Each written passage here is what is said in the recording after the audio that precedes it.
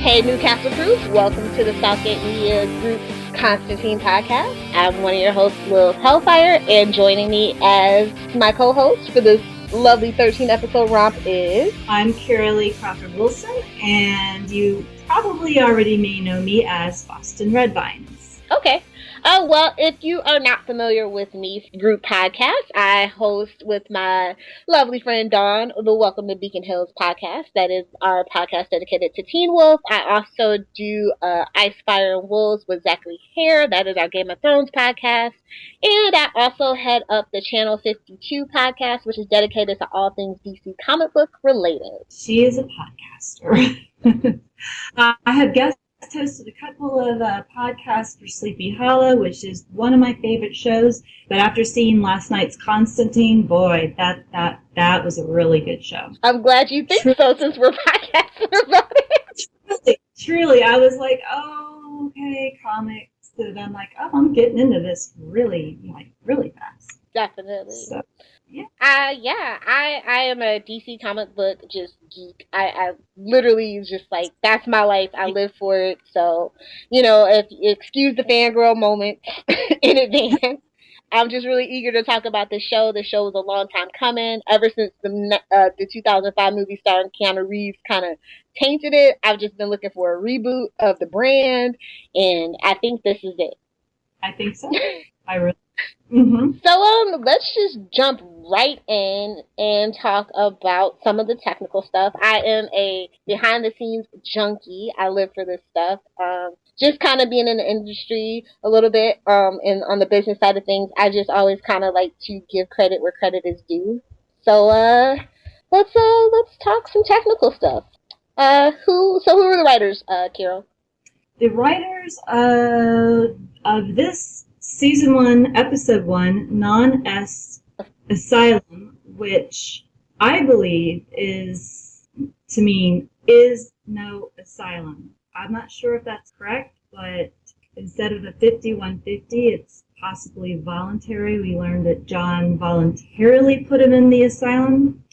The writers on this one, Daniel Cerrone and David S. Goyer.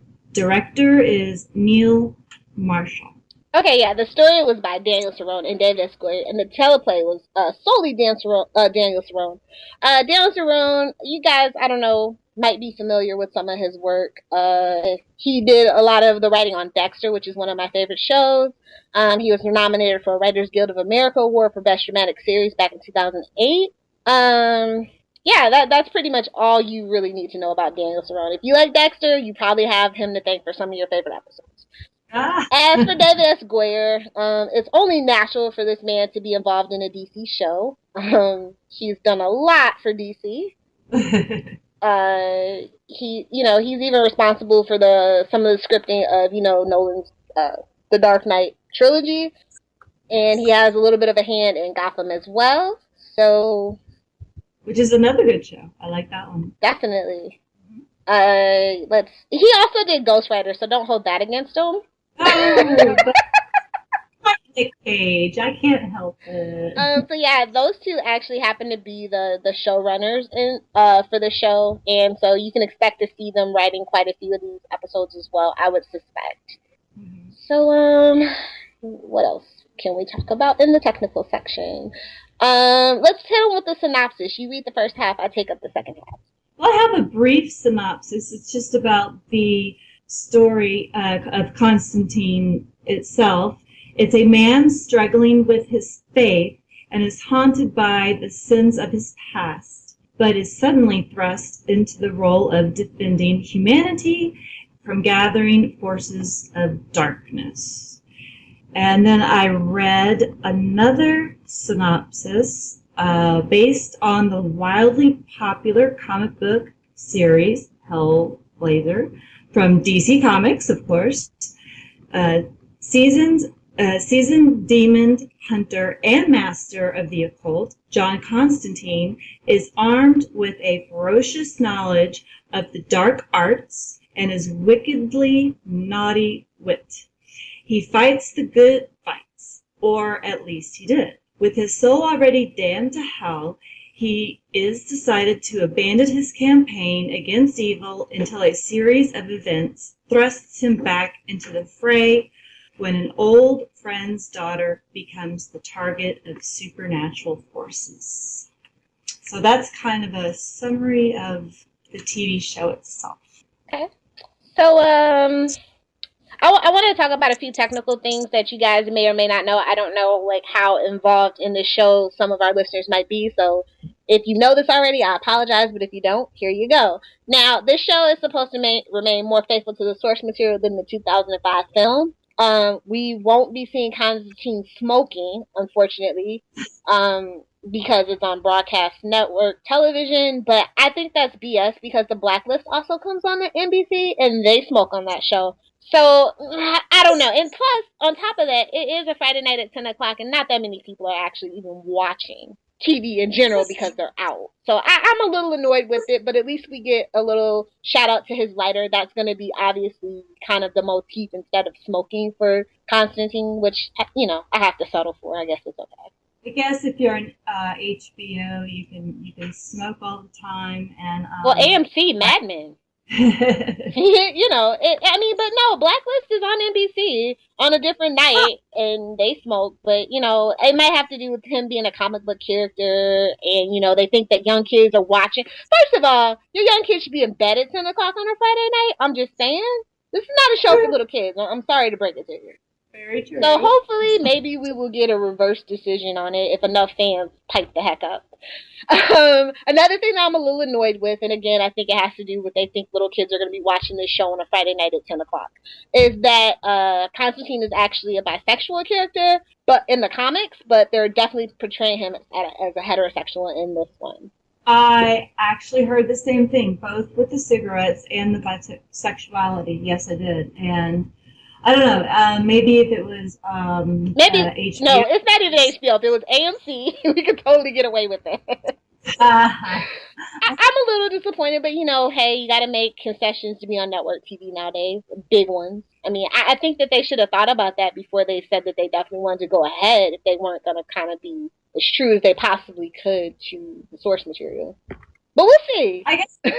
I guess it's just really tough when you're trying to adapt either a book or a comic book to TV, what you want to leave in, what you want to leave out, what's appropriate, what's not. But like you said, there are shows that have both of what we were talking about in them on network and not on cable. The crazy thing is that there's a gay character on which is it's on ABC, but it's How to Get Away with Murder, and they are always showing hot sex scenes. So it's just like, is it because he's bisexual and not gay or straight? Like, it's a whole thing, and I was just like, I don't want to really get into it right now, but I was just a little disappointed. It's just a part of his. It's not like it's a quote unquote important part of the character, but it is like a big deal in media right now about representation and all that stuff. And so, gotcha. This show definitely got off on the wrong foot on a couple of fronts, and I just hope that people can overcome it and really just kind of enjoy the show for what it is. That's my biggest hope for the show. Which maybe might help us because a lot of the backstory that I don't know. So I'm kind of watching it with fresh eyes. Mm-hmm. So I'm like, I never knew he was a smoker. Well, of course, I watched the movie. We're not going to talk about the movie. And I didn't know he was bisexual either. So watching it with fresh eyes, it could be a debate with hopefully our listeners. Hey, I'm a big comic book fan and I don't like this. Or, hey, this is a great show. I don't know anything about Constantine, but I like this show. So we'll see how that goes. Yeah, I kind of have to toe the line between casual viewer and a comic book fan, and also being in the business. It's like, yeah, okay, I can see where they made that concession and why they made that concession. So it's like I have to watch it in three different ways. A little frustrating at times. Oh, I can't even imagine. And the next bit of trivia, I guess, that I want to address is that Lucy Griffiths, who plays Liv Aberdeen, she was written out of the show after the pilot, and now the original pilot that got leaked online forever and a day ago, I think was back in the end of May, shows her and it kind of shows Constantine in a definitely different and more negative light. And then they kind of dropped her, and they decided to use this character from the comic books called Zed, who is played by Angelica Solaya. And so yeah, it was reshot. Oh, I didn't know it was reshot. I did know that they took Liz out. She was just going. She's only going to be on the pilot, Yeah, correct? she's gone. She's done. Oh, We'll never see her she's done. again, probably. I liked her. I think it was really funny because when the pilot got leaked, I remember everybody kind of complaining about her, and then like maybe like it was less than like 3 weeks later that they announced that they were going in a different direction. So I don't know if that the pilot was leaked on purpose. You know what I'm saying? Like it's a little sketchy. So, like I said, Constantine got off on a rocky start. When I was at Comic Con and they had the big DC night and they showed all the pilots, people were curious about Constantine and left with mixed emotions. I saw a lot of it wasn't a lot of hype for Gotham, and then after people left, they were like, "Oh yeah, I can kind of see where this is going," because they were name dropping all the villains and stuff. And Flash, of course, was the breakout hit, and so I'm just really rooting for Constantine because it's on NBC 10 o'clock after Grimm. That spot has been cursed for like as long as I can remember, with the exception of Hannibal. And even then, their ratings aren't that great, but they have critical acclaim. So You don't have to talk to me about that. One of my favorite shows, Revolution, got in the Friday night death slot, and unfortunately, it was canceled without an ending, and I was an extra on the show, so darn it. Baby, that was an okay show, but like I had a hard time getting into it. And by the time everybody that I knew started liking the show, I was like, I'm not trying to catch up. That I got way too much other stuff to do. But I love Aaron Kripke and J.J. Abrams. Like those are like one of my two favorite showrunners, writers, just on TV in general of the last 10 years. I really wanted to like Revolution, but they got off on a bumpy start with me. Even with Elizabeth Mitchell, like they who I love to pieces, and I hope she shows back up on a show or two. She's on Once Upon a Time right now. Is she really? Uh-huh. Oh, good for her. Tom Neville, Giancarlo Esposito. I don't think he's shown. I don't watch the show, unfortunately, because now all of my like Lost/Fringe/Revolution people, the shows that I usually keep up with, they're all on that show now. Recurring guests, of course, but I'm like, oh, I wish I would have watched that from the beginning. Yeah, I left in season 2, so I might have to just, but like that's kind of a show you can just kind of pick and choose episodes if your favorite actor's on it. Honestly, nowadays. That's true. That's very true. And I have so many shows that I want to catch up on, but now that they have summer shows. Oh yeah, that's been the death of me. Oh my gosh. I go, forget it. I can't watch this. I don't have any time. I will say that I did like the potential of the Liv Aberdeen character, if only because of her father's connections. I don't know how they're gonna. I really think that that's an important part of the story. I really love the set. I loved all the Easter eggs within the set, which we'll get to. And so I hope just because of the character is leaving the show, that doesn't mean that set and that particular it was still more storyline besides Liv out of all of that. You know what I mean? Right, and like I said, you know way more about Liv than I do, and I did see a couple of Easter eggs, but I know you know more about the Newcastle aspect of it. So yeah, I'm again with fresh eyes. I'm like, what's this Newcastle they speak of? Oh, well, obviously, John Constantine is from Newcastle in the comic book, and that has carried over into the show as well. Yes. And I like that. I love the reason I think Hellblazer, which is where Constantine originally comes from, pre-New 52 continuity of the comic books. I loved it because I was like, oh, and plus it had a lot of really great British comic book writers come through. They did really cool, creepy storylines. Like John, the story of Constantine. I was wondering what took so long for them to actually just greenlight a show. Especially with shows like Grimm and fantasy and like horror kind of being the new combination thing. And Supernatural, a show over on the CW, is really pulled a lot of their source material from Constantine and just Alan Moore and Neil Gaiman in general. So I just expected that to happen way sooner than what it did. That's true. And my husband's more of a comic book person, and he's actually been reading the Hellblazer comics and also mentioned Swamp Thing. Mm-hmm. That's where the character originally first appeared in that particular title. Yep. Gotcha. Okay. Just comic book nerd oozing all out today. Yes. So I don't know. Like I said, I saw the pilot before it was reshot, and then I saw another part of the pilot that was before that is different than the one that actually premiered last night because we're recording on a Saturday, and that's what we're generally gonna do to hopefully have it up on Sunday afternoons for you guys. Just a little heads up.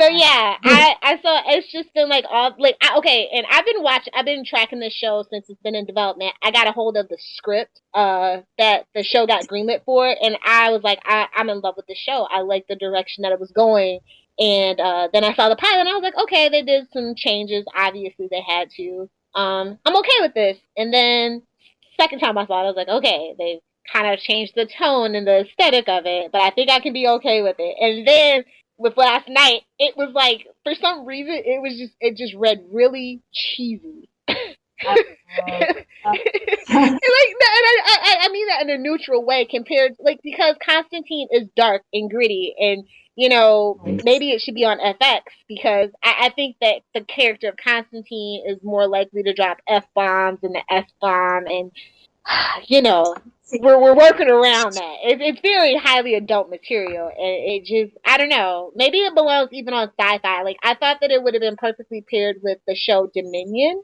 because that deals with angels and stuff like that too. And East Sci-Fi is a division of Universal, which NBC is a part of, and all that. I like the FX. I like the FX. If it was on FX, that kind of resonates well with me. It just seems more of edgy. A cable. Yes, more of a cable type, edgy type of show as opposed to be on, as NBC. Regular.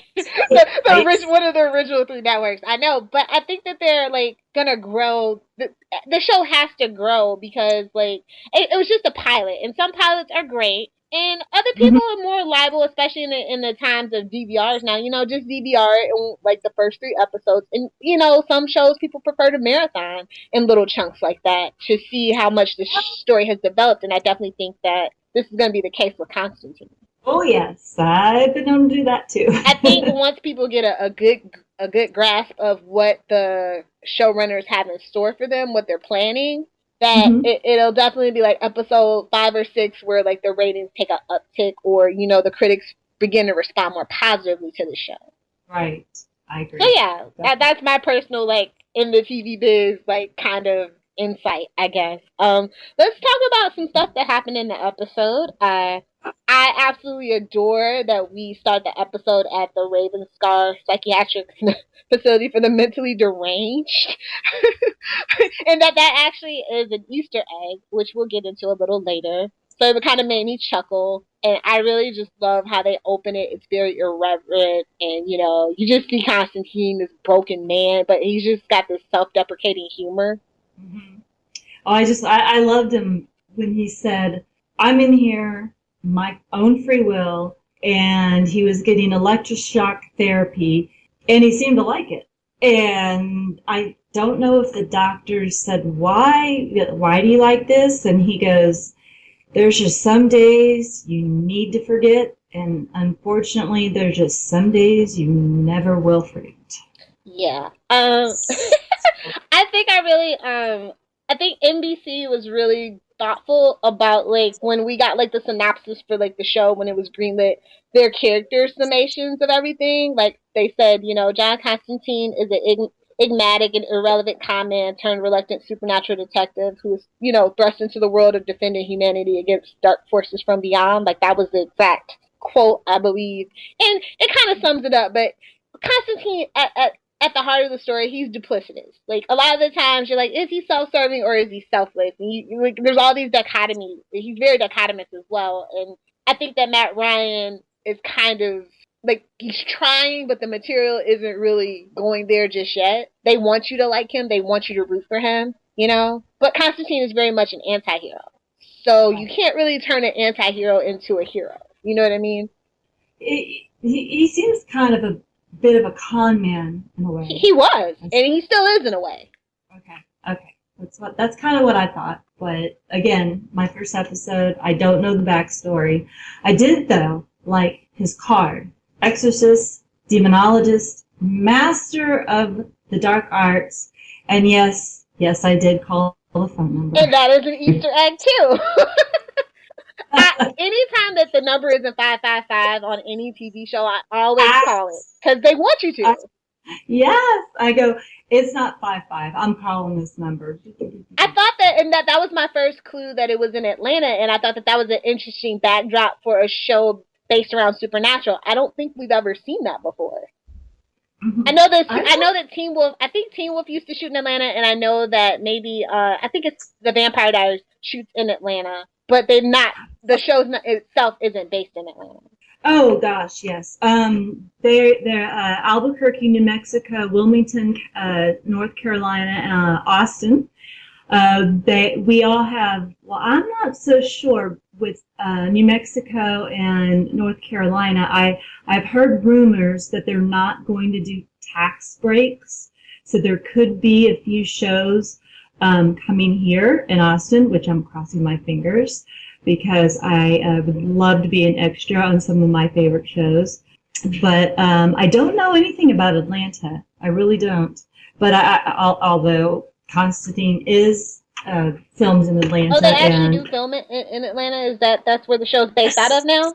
They film it in Atlanta. Okay, that's very cool and a good economic boost to Atlanta. I think Atlanta definitely needs what do I want to say? A character makeover, since it's I guess the best known TV show there is The Real Housewives of Atlanta. Right. I mean, shout out to the people that love TV like that, but I mean, I wouldn't want a Real Housewives franchise in San Diego where I was born and raised. That's all I'm saying.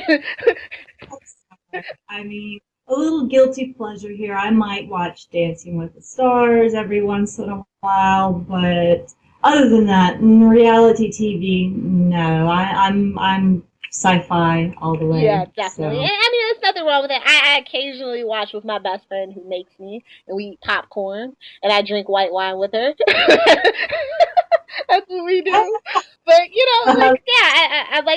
would love to see Atlanta get more spotlight and more of an economic boost. I think that's cool. I thought that they just shot the pilot there. I didn't know they were actually going to keep doing it. Well, that's what I saw on IMDb Pro, that they were going to stay there. And I did had a chance to visit Atlanta for Dragon Con a couple of years ago, which was really fun. Really fun. My first con. I've never been to one. I was scared to death, not knowing what I was doing, but I knew people that were there that they knew what they were doing. Mm-hmm. My husband and I will just follow them and do whatever they do. And sure enough, we just got some great seats for some great panels. And it was, I still have my badges. It was so much fun. Yeah. I think that they humanized Constantine a lot. And this is actually, it's a modified, but it's kind of a storyline directly from the comic books, modified for TV and whatnot. But I think that I like the fact that he voluntarily put himself, in a mental asylum. He's kind of repentant about his past actions, which up until this particular point in the comics, you really hadn't seen. No, I didn't know, and I had no idea what that was going to be about until obviously later on in the story.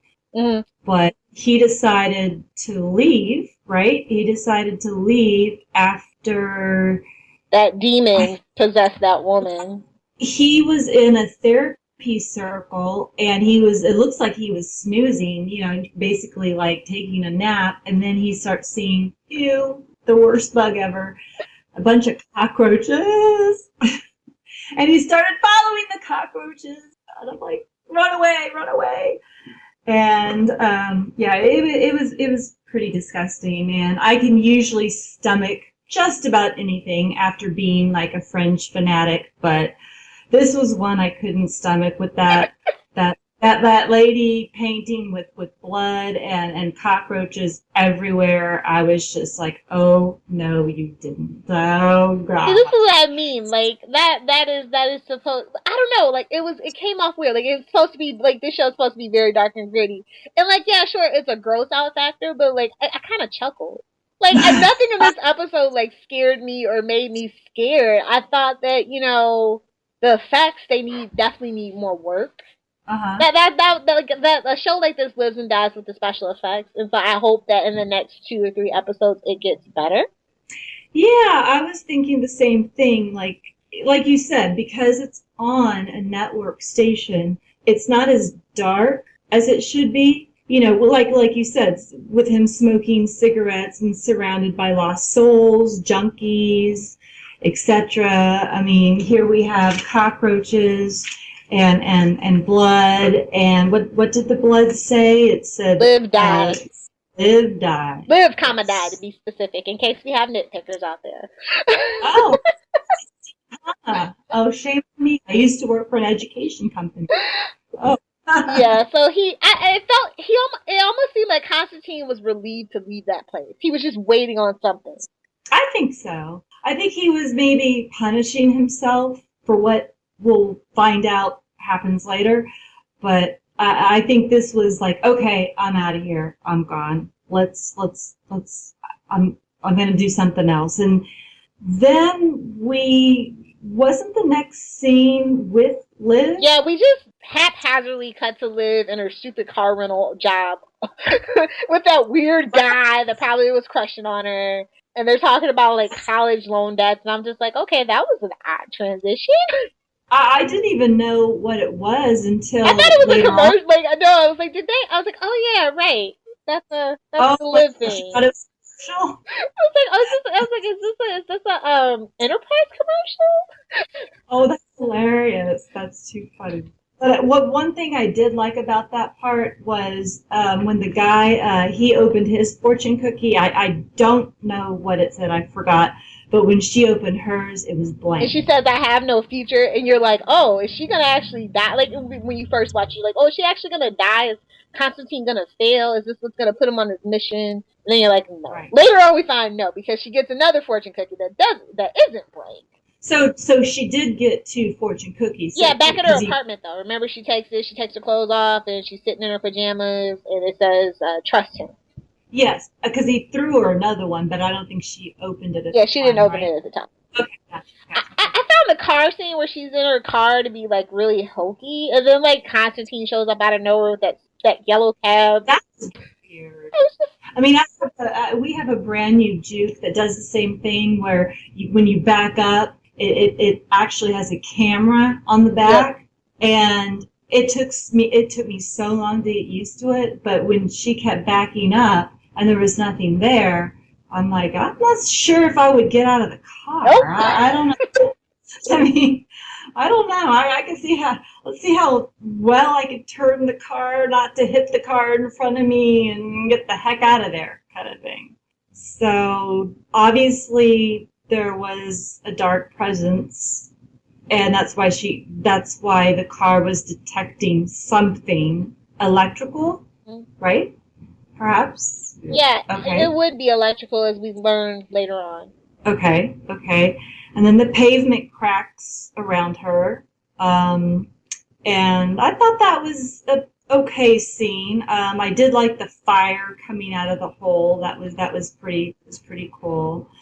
Oh, and one of my favorite things, and I don't know if I should say it now or later, but when she points the pepper spray to John, he goes, that would be, you kind of need to turn that the other way. Pointed in the wrong direction, love. I know. I was like, oh my God. Yeah. That's I don't know. Like, I feel like the transitions were kind of wonky. And, like, okay, the thing that I really kind of, I guess, this is an editing choice and not necessarily a directorial aesthetic kind of thing, is that in the original first 2 pilots that I saw, cut to the pilot, the filters were not as bright. It was a lot darker. It was almost akin to the filter that they use for when Liv sees the souls in the train.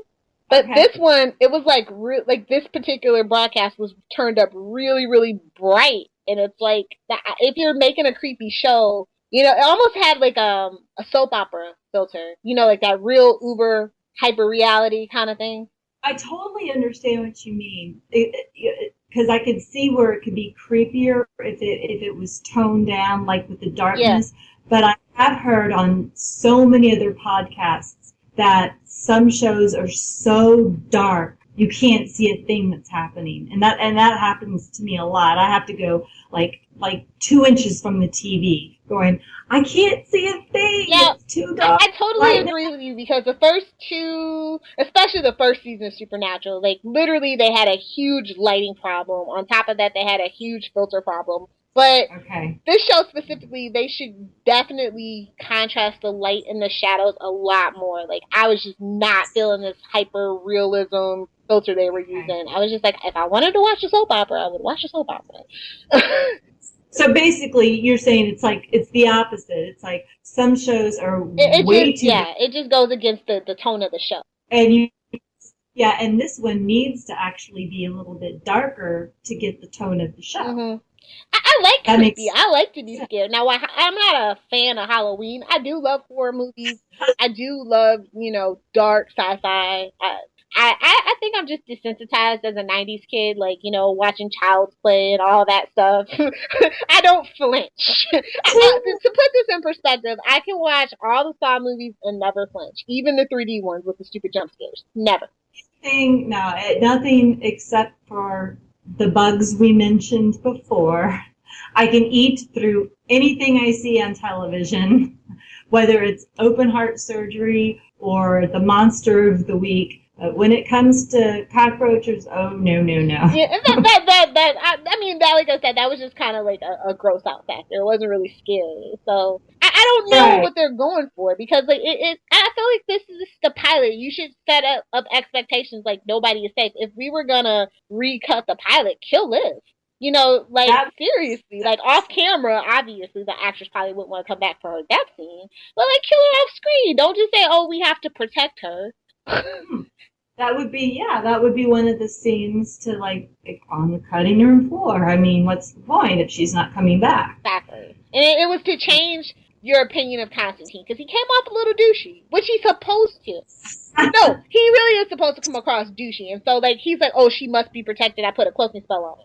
When in the original pilot, it was like he tricked her. Chaz drives to the scene, and we learn from the angel, played by the lovely Harold Perrineau, by the way, Lost fan, Oz fan, Son of Anarchy's fan. That man is fantastic. He's one of the best things about this show. Really, one of the reasons Hey, why I dived into it. he was on Z Nation as well. Oh, I didn't know I, that. I'm over zombies until iZombie debuts. That is, isn't that what Z Nation is about, right? yeah, of Yeah. course. Of Okay. It's course. why I didn't watch The Strain either. So. I kind of like the strain, but they're not zombies. They're what do they call them? Not vampire. It's a cross between vampires and zombies. Bombies. I think they call them Oh bombies. God. That sounds even I, worse. I I heard the don't. book was fantastic, but I'm never a fan of when a TV show gets adapted from a book. And that's just like from me watching this CW It's probably. trilogy. It never turns It's out well. actually it's a trilogy. There's 3 books, so there's at least hopefully well for me because I like the show 3 seasons. Season 1 is book 1, season 2 is book 2, season 3 is book 3. And I've heard from people who have read the books that don't worry, it's going to get better. Okay, that's awesome.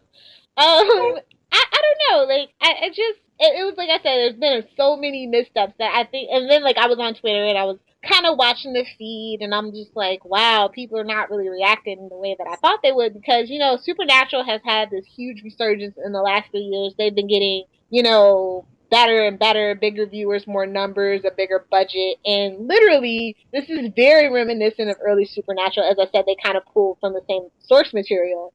So Huh. I was just expecting more Supernatural fans to come out and kind of be a fan, and like the critics are gonna be critics, they're gonna be haters, they're gonna be skeptical. That's their job. I don't really trust a happy, positive critic.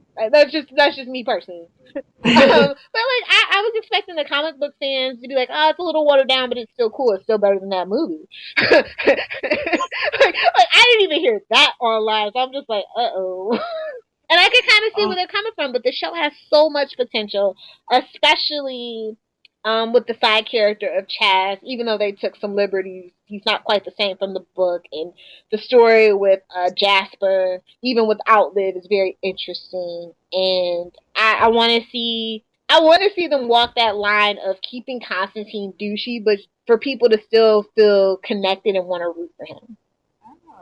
And I don't think that the pilot facilitated that. But I think the second episode, which is featuring one of a really, really cool comic book character, who is it? It's the Voodoo King. What's his name? I'm having a brain fart.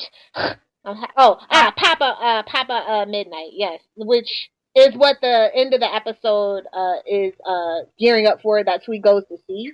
And I guess you wouldn't even know that. I know that because I read the script and I go, oh, they cut it for time, so obviously the second episode is going to introduce Papa Midnight. Again, I did kind of watch the movie. He was one of the best things about that movie. What are the good things, bad things? Good things. So the character, that's a really big deal in the comic book. And I actually, I've heard a lot of people diss the movie, not like the movie. I actually kind of enjoyed it, to be honest with you. I'm not. Exactly. Comic book fans, like real Constantine fans, didn't like it, obviously, because it was Keanu Reeves. He's not a British dude. And, in all fairness, neither is Ryan. He's actually Welsh, I believe, or Scottish or Welsh, one of the two. I'll have to look it up and edit it. But, yeah, but he still has that, over there accent. Mm-hmm. You know what I'm saying? Right.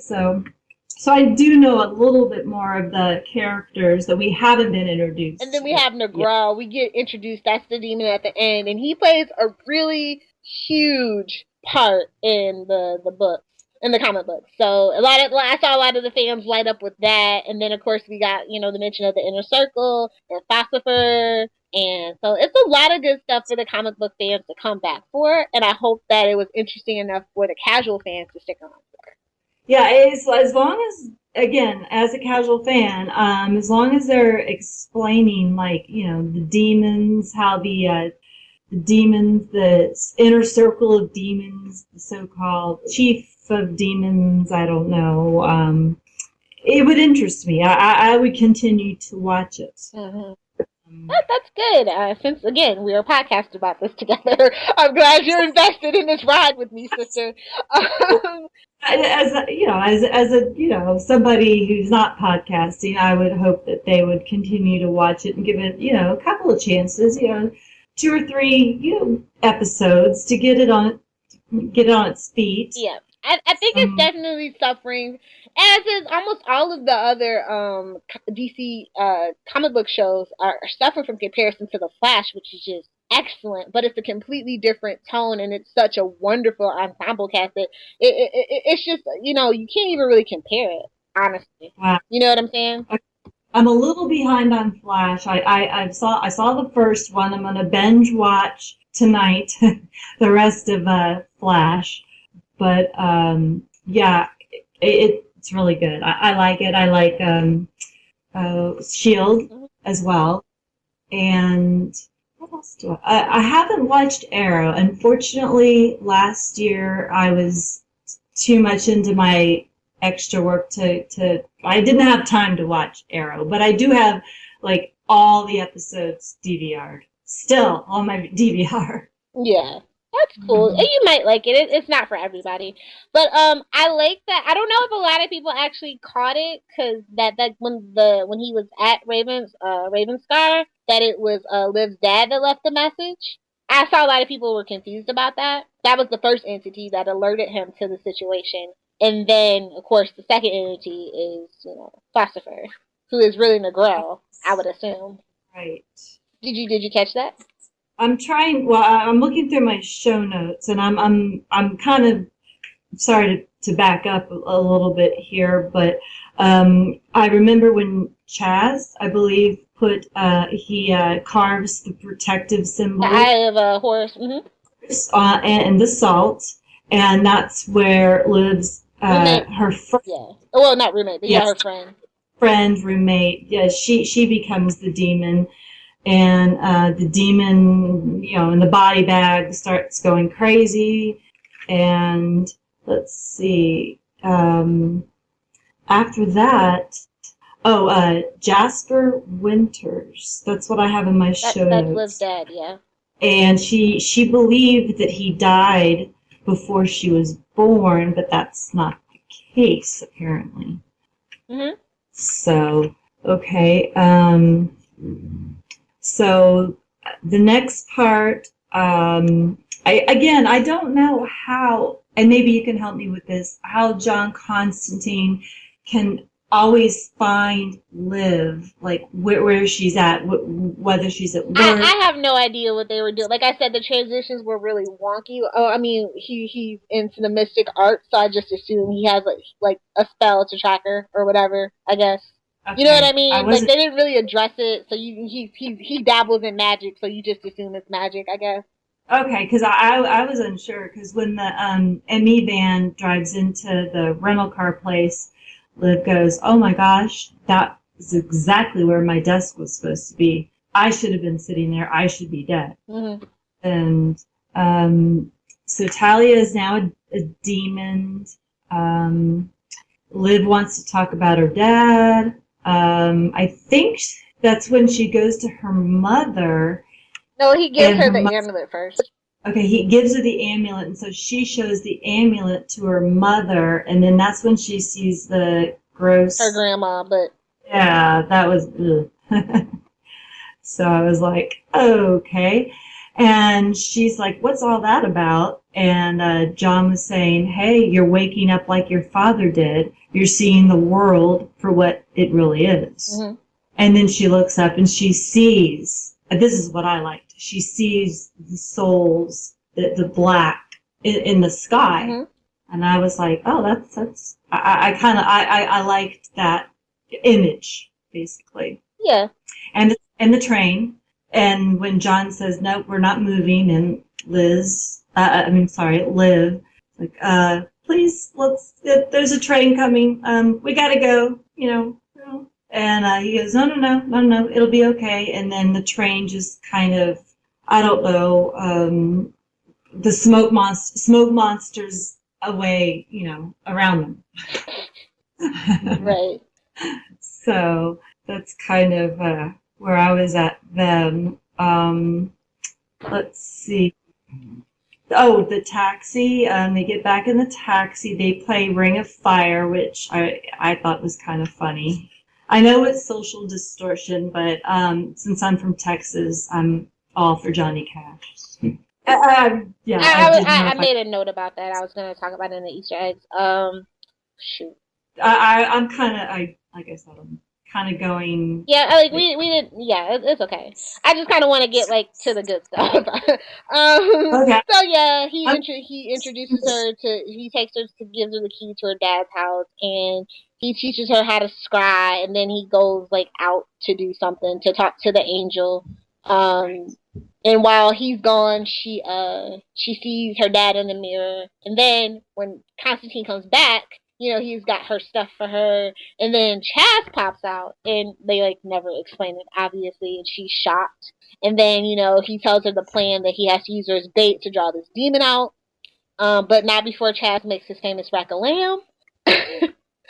And what else? Then they head out to that building in Atlanta. Well, no, he went to. Oh, let me back up. Yeah, while Constantine was out, he went to Ivy College to see his friend Richie, yes, played by the lovely Jeremy Davies. Another lost connection. Oh! When I was on Twitter, I was like, "Oh my gosh, I can't believe it's Faraday! It's Faraday! I want to see Faraday." I'm sorry, anytime I see a Lost or Fringe or Revolution person on TV, I just always have to tweet their character name. I mean, I know him from Lost, but I love the best thing that he ever did for me personally was on Sons of Anarchy, not Sons of Anarchy, Justified. That was really good. Okay. I think he got an Emmy nomination for that particular performance. Wow. That's cool. So yeah, I'm a huge fan of Jamie Davis. But yeah, so and Richie is of course an Easter egg from the comic books, and hopefully he shows up more. Ivy College is also an Easter egg that we'll get into in just a quick second. So if in case you didn't catch it, Richie is a metaphysics professor, and he was a part of the Newcastle crew the night Astra died. Obviously, they kind of alluded to that. And so anyway, like I said, after the rack of land, they head to a skyscraper in downtown Atlanta, and he bribes the guard to get to the rooftop and, gives them the light Right. bulb. And we cut to this shot of, him painting the protective field for the demon. And, Right. he and Liv have that conversation about his mother and his father being just a really nasty kind of guy. And then the demon shows up. In the body of the guard. Oh, I know. Oh, that was really, and his eyes. His eyes were just creepy. Yeah. So yeah, he tricks them into the protective field, and then like the demon tries to trick Constantine into thinking that he actually has Astra's soul, and he goes, "If you let me go, I will let her soul free." And he almost does it, and then Liv touches her amulet. Well, that's what I was going to ask. How did Liz? I keep calling her Liz. I'm sorry. How does Liv know that she was an Astra? She just touched it on a hunch. Okay. Okay. That's all. It's just a lucky hunch, and they stop, and I can't believe it. Like, I don't know if this was just like to show John in a sympathetic light that he was like willing to let this guy go for the soul of Astra or whatever. But I don't know. It kind of didn't ring true for me personally with all the comic book baggage that I have. But I mean, I understand the way that they're trying to tell this storyline. So yeah, that's where we get the Negral reference, and that's the demon responsible for her death. That's who that was actually. It wasn't actually Phosphor. It was Negral under the disguise of Phosphor. And so, oh no, wait, no, Negral sent Phosphor is what it was. And so he kind of tells Phosphor that he's gonna come and get Astra's soul and destroy Negral, which is the demon responsible for her death. This is Crucifer? Phosphor? Mm-hmm. Phosphor. Okay, Phosphor. And the story was about bringing his mother back from the dead. Was that the connection he had with Constantine and Phosphor? No. Okay. Phosphor was sent by Negral, which is the demon that stole Astra's soul. No, okay, Nagri. That's right. The loss of John Constantine's mother is what made him dabble into the dark arts to find her. Because his mother was, she died during childbirth. Mm-hmm. Right. Okay, got it. So yeah, I kind of hate how we haphazardly ended the episode. We go to the bar, we see him drinking and putting out a cigarette, and Chaz tells him that Liv decided to leave town, but left the map and the pendant for John. Right. Mm-hmm. And then, and all of a sudden there's a map, and then we're never gonna hear from Liv again. Yeah, hopefully. It's just I don't know. The character of Liv was way too gung ho. Like I could see how she rubbed a lot of people the wrong way. But a lot of people are impatient and don't want to give a character or an actress a chance to grow and show what they have. So it is what it is. But then John admits to Manny, who is the angel posing as a bartender, that he kind of scared her off on purpose. Right. Mm-hmm. And then at the very end of this episode, well, not the very end, but we see in a dark room, after we fade out from that particular bar scene, it's a woman who's furiously sketching on coal paper, and her walls and her floor are filled with like all these drawings of John, and the signature says Zed Martin, and all the comic books fans freak the hell out. She's a really cool character, and I'm interested to see what they do with this character. Me too. So yeah, all in all, I thought it was an okay pilot. A lot of they got off on the wrong foot with a lot of different factions of the fans, and so I hope that the second episode is gonna kind of woo them and all that stuff. But I think that they did pretty good for a Friday night on NBC ratings wise. They got it. I believe it was a 1.4 in the demo, which is ages 18 to 34, I believe, specifically for NBC. And then so that means, and then there was like 4,340,000 people watching. Now to put that in perspective, Grimm got a 1.5 in the demo, and I think it was like 4.5 million or so people watching. So they actually retained a lot of that audience. Yes, that's good, and that's pretty high for a Friday night, isn't it? Definitely. Mm-hmm. So yeah, I think that Grimm and Constantine are going to make a really good pairing. I have to see how the ratings go. It's NBC. I mean, but they, it gets a bump up being on a Friday night, but this is also the premiere. You know what I'm saying? So a lot can happen between now and episode 13. Exactly. Mm-hmm. Exactly. So crossing our fingers. But and I'll put it into another perspective for you is that the Flash on its series premiere got a 1.6, and it was like I think it was over 6 million people watching, if I'm not mistaken. I know it was like it was the most watched broadcast on the CW ever since the CW has started as a company. So yes, but that's the CW. It almost does cable network numbers, but that's just really huge because it outdid Arrow numbers, which is its parent show. For CW, yes, it is. I mean, let's be real, for NBC too. Like, these are big numbers for NBC on a Friday night. So, it was a good stepping stone in the direction of the higher ups at NBC going, okay, maybe we did good, guys. Maybe we did good. They promoted the hell out of it, which was a really big change. They don't really promote a lot of shows. They really don't, and I'm glad that they did. I think that was at the urging of DC. DC is very hands on when they allow, especially a company that's not the CW, which is they have a really good working relationship with the WB, which is the other parent company of CW. So for another company like CBS or NBC to get it, they definitely kind of go, hey, market this. Hey, you need help? You need help? So that's the one thing that I think Constantine definitely had going for it over a lot of the other freshman shows on NBC. Right. So let's talk about some Easter eggs. What did you see? Well, let me see. I had that one Easter egg about oh gosh, what did I see? Hold on, I have it here. The Ivy University. Mm-hmm. Where the Atom actually went. Yep. He also had a girlfriend named Ivy. I think it was back in the 60s, though. Oh, okay. Okay. And then the other Easter egg I saw was Liv when she was I believe she was at her father's house. Mm-hmm. I'm not sure. She picks up a helmet, and it belongs to a Mr. Fate. Dr. Fate? That's the helmet of fate, correct. Okay, Dr. Fate. Sorcerer of sorts? Mm-hmm. Okay. And that's pretty much the only two Easter eggs I Come on, hold on 1 second. Come on, get up here. Lay down. I'm talking to my dog. Lay down. Okay. I'm getting Ramones and Sex Pistols from my husband over here. Apparently that's an Easter egg. I don't know. I mean, he's from Newcastle, Hey, yeah. I said, okay. I like the Sex Pistols too. I'm a Rush fan, so I have no idea what y'all are talking dear. About. We're gonna have to educate you. Anyway, so yeah, like I said, Ravenscar was Easter egg. Shoot. He spent 3 years there in the comic books from 1978 to 1980. Following his first failed attempt at an exorcism.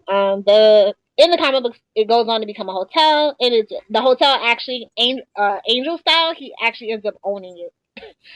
I don't know if you watch Angel, but the Hyperion Hotel or whatever. Yeah. Anyway, nerd alert. That's okay. I have my own nerd alert because I have other shows that I'm just like. And I 2 or 3 times, so Roger Hattoon, which is his psychiatrist, is actually a dude from the comic books. He definitely operated it, and he wrote he's credited as the author of a book called Pow Psychology: Understanding the Supermen and Women within the DC comic book universe. Wow. Shoot, he's been in Sandman, Animal Man, and of course Swamp Thing, naturally. So that was a really cool. He doesn't really say his name, but there's a little one of those little title things. Mm-hmm. Right. Yeah, the little nameplate things. Let's talk about Richie. I think let's talk about the business card first. So of course, if you call, I don't know if the number is still in service. I just called it when they had the trailer out. You hear a voicemail from Constantine, and he name drops Alec Holland, which of course is Swamp Thing. So I think, I just wrote down basically, I mean, really scribbled down actually, and all I scribbled down was, yes, you've reached John Constantine, and I'm sawed off, and don't leave a message, period. Or something. And I'm like going, okay. But so I still like Easter eggs like that. Yeah. So Richie Simpson, who is, of course, a member of the Newcastle crew, which is what I'm going to call our listeners. We are now the Newcastle crew. Deal with it. Hashtag it. Tweet us on Twitter. He is actually, if they are going to go down this road, he ends up being digitized inside a computer and becoming a really cool techno demon. I think that it's really funny that his office is surrounded by a whole bunch of toy robots, including a Mr. Machine. So that was a really cool thing that I saw. You already kind of talked about the Helmet of Fate, but like, shout out, even if you don't like necessarily read the comic books, it did appear on Smallville when they did their Absolute Justice thing. So yeah, that's really cool. And then we also had a Ibistic reference, Ibistic the Invincible. That's like so old school, so old school. We also got Pandora's Box. The Three-Eyed Skull is actually technically Pandora's Box now, thanks to it's a story arc in the New 52's Trinity War. So It's pretty cool because John Constantine and Shazam actually appeared in that particular story arc. It's still going on actually. It just started. I believe it's on issue like 4. We got a Zatanna reference with the backwards writing on the back wall, and it said more than this backwards. Zatanna has been rumored to be in the works to appear on the show. In the New 52 and in the Smallville season 11 tie-in comic book, they have kind of actually teamed up together, and it's a big fan favorite, so I definitely see them working Zatanna into it. And I want to see, oh my god, what's her name? From Breakout Kings. And she's also on Graceland. Dang it! Hold on, I'm gonna look this up. Okay, because I that's another one that I had to cross off my list because I was watching too much TV. Anna Smallville. Her name is, it's weird, but it's not weird. Serinda Swan. Oh my god, I love this woman. I don't care. You need to have her as Zatanna. She totally killed it on Smallville, and Graceland is only like 13 episodes in the summer. We can make this work. Right. Isn't it just like, it's like Fargo. It's just like, it's done, it's over with, and then if they want to renew it, then it's brand new characters, brand new story. Is that right? I don't know. I gave up on Graceland in episode 4. No, episode 6, so I don't know. I just know that Graceland's 13 episodes. It's on USA in the summertime, so she has time. The Medusa mask also got a shout out. It's in Jasper. Man, Jasper's collection was just a wealth of freaking like Easter eggs. I love it. I hope we don't abandon that set. I think that set was like way too expensive to abandon, so I definitely think we'll be seeing it. Oh, I love Easter eggs. I've always loved watching shows for Easter eggs, but I'm definitely going to have to pay more attention, obviously, to Constantine. Yeah, definitely. So that's pretty much all the Easter eggs. If you guys want to get a hold of us, hashtag Newcastle Crew, tweet us on Twitter. I'm at Lilith Hellfire, and Carol Lee is at Boston Redvine. So yeah, we're gonna get email and a Twitter for the podcast and an official Facebook, hopefully under Newcastle Crew. So yeah, we're just working out the kinks of being a new podcast, especially a new podcasting team. So just bear with us. Yes, it's it's very difficult when you have a brand new show. Yep. So let's talk about the grade. What would you grade this? Maybe a C+. Okay. I don't know. You just when I've talked to you, there's just seems so much more potential. And from my point of view, I really enjoyed the character of Constantine and see some great possibilities for branching storylines.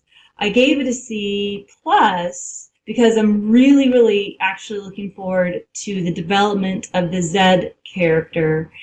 And and like we mentioned earlier, I think it would behoove them to get a little darker. That's okay. C+, that's fine. I gave it a C minus. Like I said, I've been invested in the show since the development. Got to read the script, got to see the first pilot, got to see the second pilot cut, and what they ended up with was very watered down. It's even more watered down than the John Constantine title from the New 52. So I mean, which was already a step down from the original Hellblazer comic books, and so it's like how much more watered down can you get? You know, but I have so much hope from all the things that I've been hearing about the additions and the new direction of the show. So, you know, I really think that episode 2 is going to be way, way better. I really like it when you say watered down, because from what I've been hearing, it definitely seems watered down for now. So hopefully we'll get, you know, in the episodes to We're come. drinking Zima here, people. If I had to put it in alcohol terms, we're drinking Zima. There you go. Oh my gosh, I used to drink that back in college. Oh dear. So what was your scene of the night? What was your favorite scene of the night? Oh wow, my favorite scene. Oh, that's a tough one. I'm sorry. Anytime I see somebody from another show, I just scream their character name. I'm like, oh my gosh, it's Faraday. And I believe you said that Richie Simpson is going to be fleshed out eventually. I would hope so. He's kind of a big deal, and Jeremy Davies, you don't want to waste that. Oh my gosh, no! I was so glad that he was on this show. I didn't even know it. I knew Harold was on the show, but I did not know Jeremy was on the show, and I was like, yay! I'm so happy. So I just loved that he in a way he was like that little creepy guy from Fringe that they went on with the bookstore owner. They would go in and always ask for, oh, do you have this book? Do you have that book? Do you have, and he seemed to have everything that they needed. Mm-hmm. So I kind of liked that. I like the fact that Chaz comes back, and I will wait for the quote later. Okay. Because I do have a favorite quote. I think my favorite scene was the introduction of Jasper Wintergreen's Millhouse. I thought that set was fantastic. I think it's a treasure trove of Easter eggs and a treasure trove of storylines. So I definitely like the introduction of that. I liked everything that happened in it. I like that Liv kind of like got to see her dad's reflection in the mirror that reflected the past. Yes. I like the scrying, the books, the design, the set design for that particular set was amazing. Definitely my favorite thing about the episode.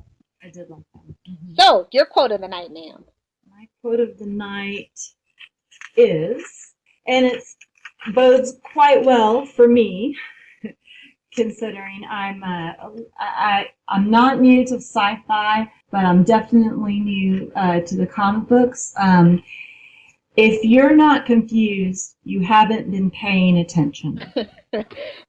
Yes. Lovely meta reference. This is what Chaz said when he comes back to Liv, and I'm like, okay, I am confused, but I've definitely been paying attention. So that was my favorite quote. I actually have two. I like when he hands Liv the card after he saves her from that car ordeal, and she reads the card, and it's kind of a tie back to what they were talking about earlier in the opening episodes with the psychiatrist. And he's like, I'm getting new ones. And then also, of course, I think my favorite one is one should never battle demons on an empty stomach. That's just my absolute favorite because I love food and I can't do anything so I have food in my stomach. So I totally agree with you, Constantine. You want a rack of lamb? I love lamb. Oh my god, not the stuff with the mint jelly on the side, but just put it in your oven all day, or give me lamb chops under the broiler, just with a little salt, pepper, maybe some basil. Favorite moment, most memorable moment of the night for you? Most memorable moment of the night. Oh gosh, there's so many. Since again, this you've seen the movie and then seeing the TV show, it's very, very different. I just like seeing Harold. Oh my god, I love seeing Manny. I love when he goes, "I'm here to," did you say protect you? To watch over you. He just keeps showing up. It looks like he keeps showing up when Constantine needs a little Kicking the butt. boost. Yeah, something. But I love Manny. I don't know. I think my most memorable moment of the episode is when we see the power line go through Chaz's chest. Because, like, truly, it was a shock to me in the episode. Like, the first time that I watched it, that's one of the few things that didn't change, kind of, in tone and stuff. And I was just like, oh, snap! They just killed Ah, Chaz! And then I kind of love Liv's reaction. Like, oh, you're alive! Because I did the same thing when he came walking back in. and didn't he say that that's a story for later? Yeah, which apparently it has to be because it's kind of not a comic book thing. So they're definitely gonna have to explain that sooner rather than later. Who was your character of the night or your MVP of the episode? Wow, that's a tough one. I would have to say Constantine, really, because he's kind of he saved the day. He saved Liv.